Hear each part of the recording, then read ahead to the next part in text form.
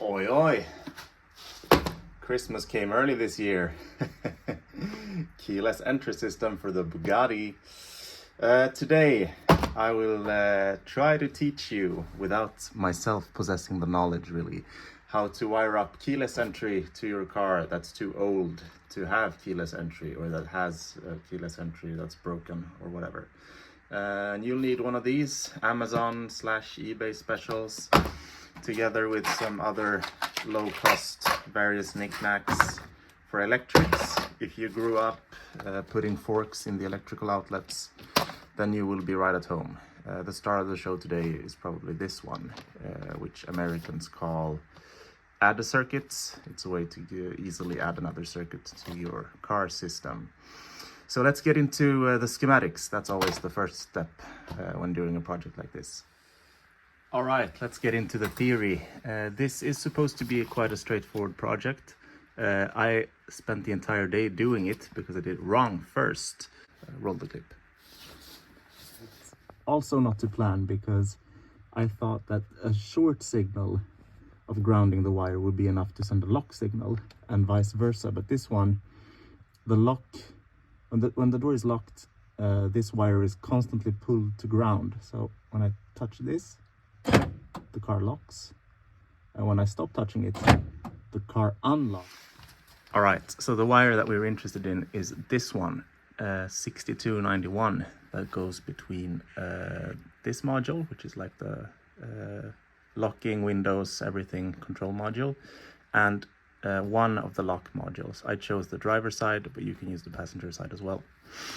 And the interesting thing about this wire is it connects to this normally open switch, which is basically that when the locks are unlocked, the circuit is open, nothing happens.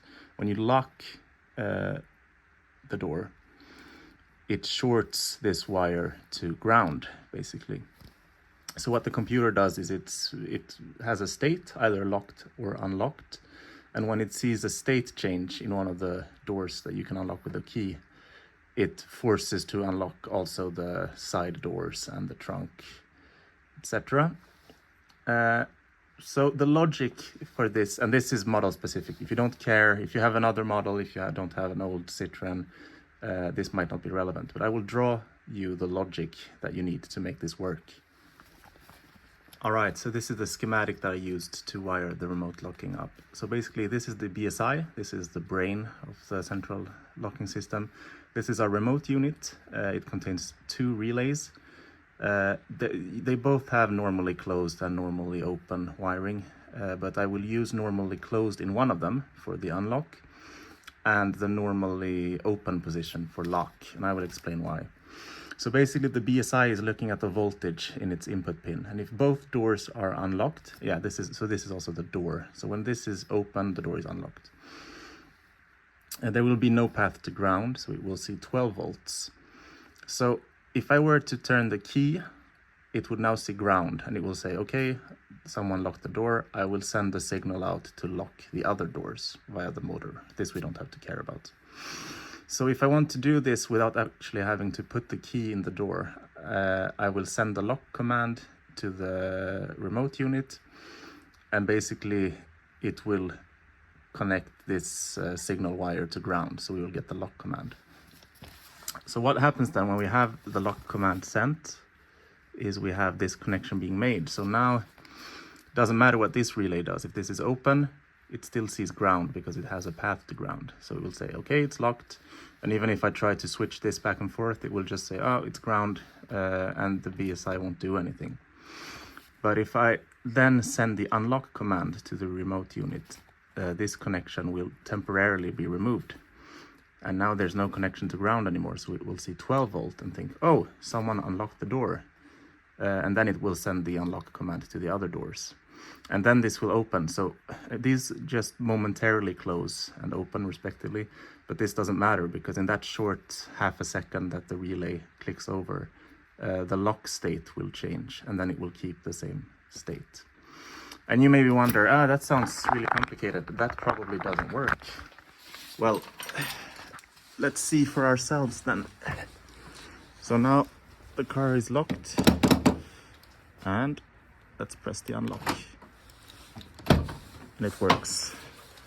Let me show you a bit about the install, how I did it.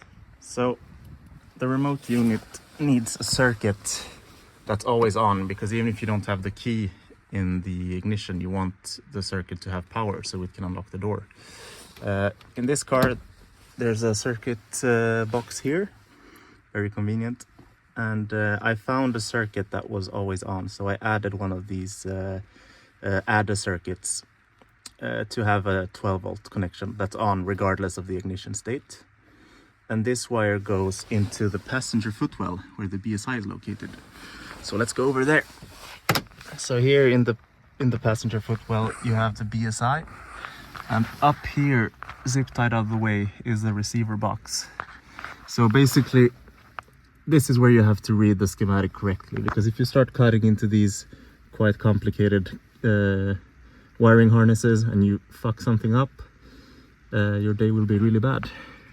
Mine turned out pretty good. Hallå, jag försöker göra YouTubes här, förstår du väl?